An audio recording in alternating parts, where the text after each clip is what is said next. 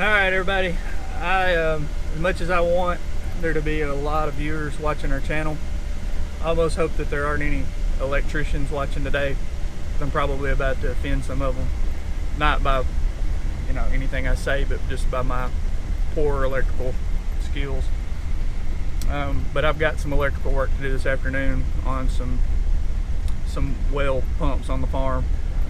It's really hot here in Arkansas right now. It's let's see, truck says 98. That's out in the sun. It may not be quite that hot in the shade, but I'm going to be out in the sun. I like to wait till it gets nice and warm before I do this kind of work. It's smart that way.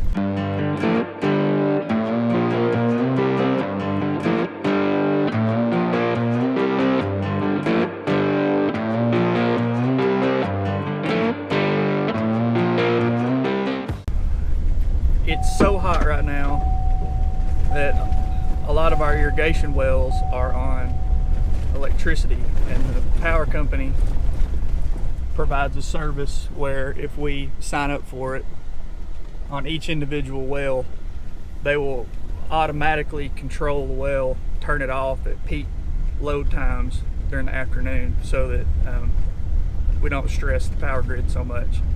And we try to participate in that as much as we can. Every once in a while we may have to turn one off if we just don't have enough water to keep up. But I think we're going to be good. We had some rain last week. It's hot and dry this week. So I'm going to go do some service work and replace a few parts and do a little bit of wiring on some of these panels that have what we call a timer switch. I guess that's what everybody calls them because that's what they are. What that does is when the power company remotely turns off the well, and that can stay off for up to 5 hours. When the power comes back on, the switch runs through a 30-second to a 2-minute timer cycle, and then it'll let the well come back on. And that's just that's more of a safety mechanism. That way, when the power comes on, everything doesn't just come on all at once. It staggers it out, and if there's a little surge, the well goes off, and the power comes back on. Even if they're not controlling, if it's just a power outage, this will allow the well to come back on. Then I have one that I can't make work for some reason, and I've worked on it 2 or 3 times, and it's I don't understand why it's not working. I have power to the timer itself, but for some reason I can't get the well to run. So I've got something wrong, and that's what I'm saying. I'm going to do just some troubleshooting and try to figure that out. So hopefully, this is going to be far from a electrical tutorial video on how to wire stuff. It's more like what not to do, but I've got quite a bit of experience with these. I've been working on them for a long time. I'll be safe. I'll only work on it with the power off and that sort of thing. But here we go. I'm going to go take a look at one to try to see if I'm missing something on this one. So I'm just going to go look at one that I know is working, that I know is wired right, and just kind of see if I can get an idea of what might be going on that one up there. So here we go. Follow along. Okay, so here I am at a well that I think everything is working properly on. I'm going to test it out, make sure. So I'm going to turn that power off before I open this box.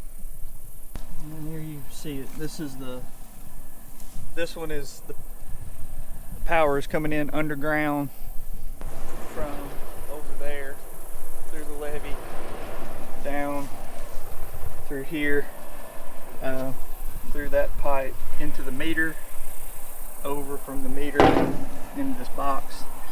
Those wires on top are hot right now. Everything underneath is off because this switch is down.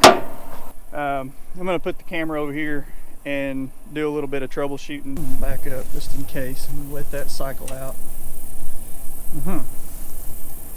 And it did not come on when it clicked. So the one I thought I was looking at to find out what to do. The other one is not working either. Well, looks like I got more troubleshooting to do.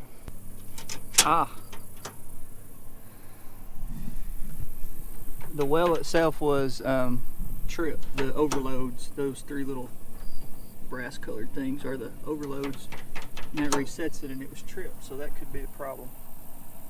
I think I'll close this time. Power on, click it on auto, stand back and see what happens.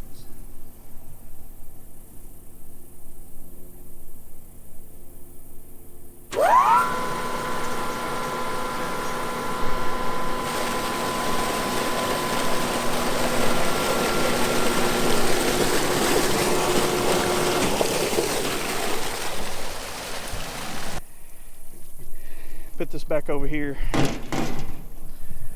and work on my troubleshooting now. See if I can figure out what's going on.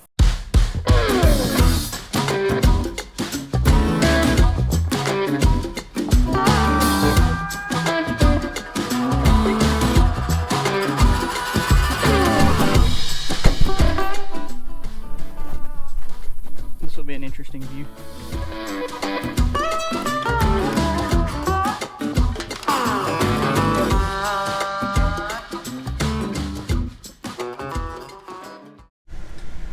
Okay, so I didn't quite finish there with recording because it said the camera got too hot, if that tells you anything. So I'm going to hold it in front of the air conditioner here.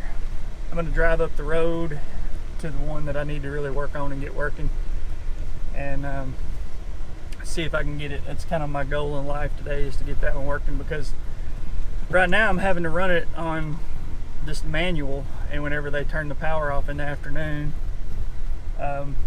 if they turn it off at say 3 o'clock in the afternoon, leave it off for 5 hours, it's 8 o'clock at night before it comes back on, which means I have to stay up that late to come out and turn the well back on. So I really would like to get it working so that it's reliable and I don't have to go out every afternoon late and turn the wells back on. But here goes. I'm just driving by the field here that I know Mark and I showed it back earlier when we had that flood. I just thought I would show what it looks like now. That thing sat underwater for probably 2 weeks. Rice fell down, looked terrible. And it's not perfect now, but man, it looks so much better than it did. Starting to see some rice heads pop out there in a few places. Probably should run off the road. Like I say, not perfect, but we're gonna have a crop out there. Kind of wish it all looked like that. Some of it doesn't look quite that good, but that one I'm pretty impressed with. All right, just turned off the highway, headed down here to this well. I'm going to show you this field. This is another field that was underwater for, gosh, at least, I guess almost 3 weeks. And we don't talk about it a lot because we're mostly zero grade, but this is actually a field that has a contour levees in it. So this field is not completely flat. It has, you may see in the distance there, one of the levees, the rice is about to grow above them now, and you can see a little bit of where that one goes. But this field's actually higher on the northwest corner, and it has a natural slope that falls to the southeast corner. And so we made these, make levees to hold the water back. This bay is higher than that bay over there, and so the water just kind of cascades down the hill. That's more of a traditional rice field that you'd see in our area. There's a lot of zero grade, but a lot of fields that are like this. A lot of fields have a lot more levees in them than this one has, And the reason this one is not leveled is it's a field that we rent. We just picked up this year, but pretty happy with the way it looks, especially after being underwater for so long. It's got a little 6-inch well up here. Doesn't pump a lot of water, and it needs to run as much as it can, especially in this kind of heat, to stay up with this 40-acre field or whatever. So this is the one that I need to fix the timer on. So I guess I'll record a little bit more till the camera gets hot again. I've been blowing air conditioner air on it. I hope it's cooled off some. Sorry, camera. Always need a chair for comfort while we're working on well. Screwdriver. No hammer this time, Mark.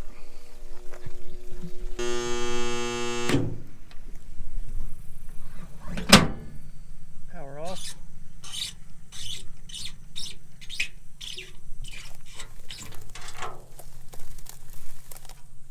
Nice comfortable chair.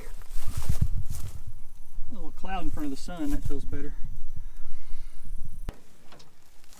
Alright, I'm going to do a quick check here since I am going to be working in here, even though we can see here that this is called a knife switch. And you see these three, if they're out like that, then the power is off. If I turn it on, see that they snap in. So we want to make sure they're out. It's always a good idea to do a quick test just to make sure that everything is really off. So I'm just going to do a quick test with my multimeter here. Just to be sure and everything's off.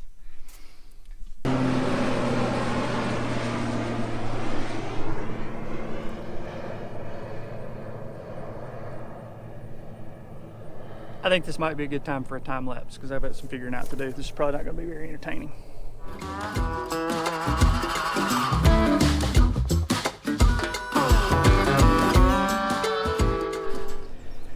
Alright, my job was too hot for the camera.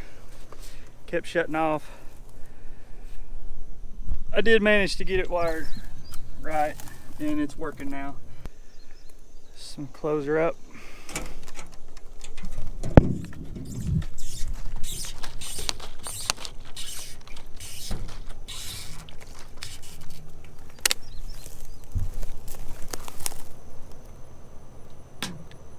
Turn on automatic. And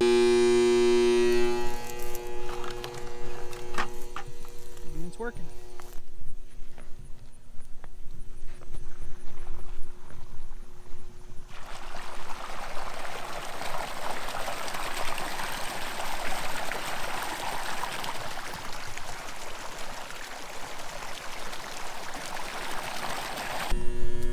I guess I better let the camera cool off again and drink another bottle of water myself. I don't know if the camera may get too hot again.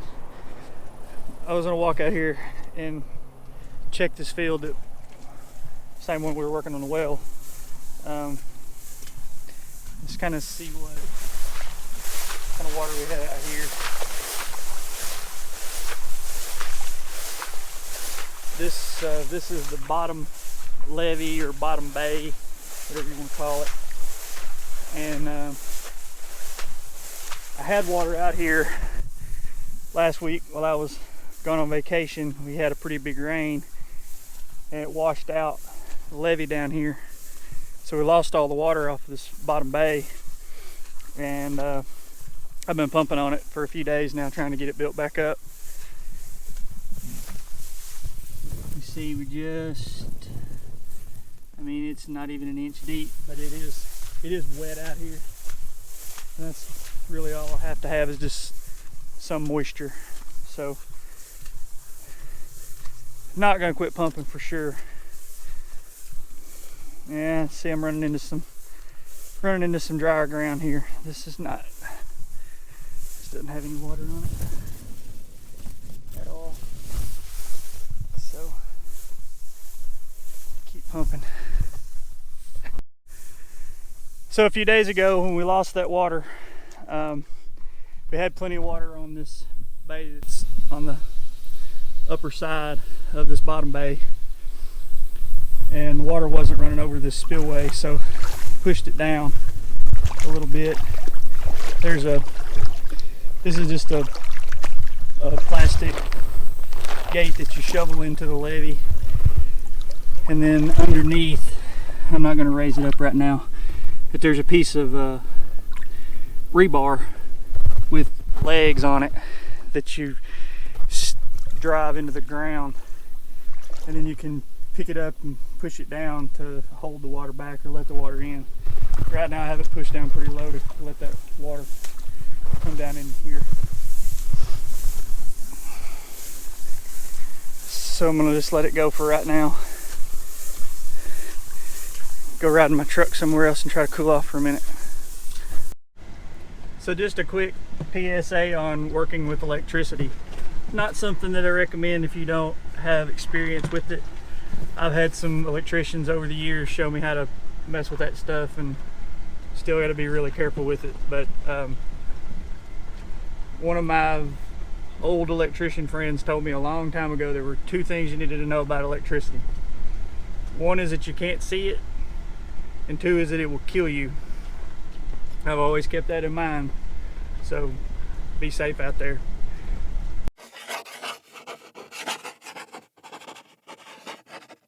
Thank you.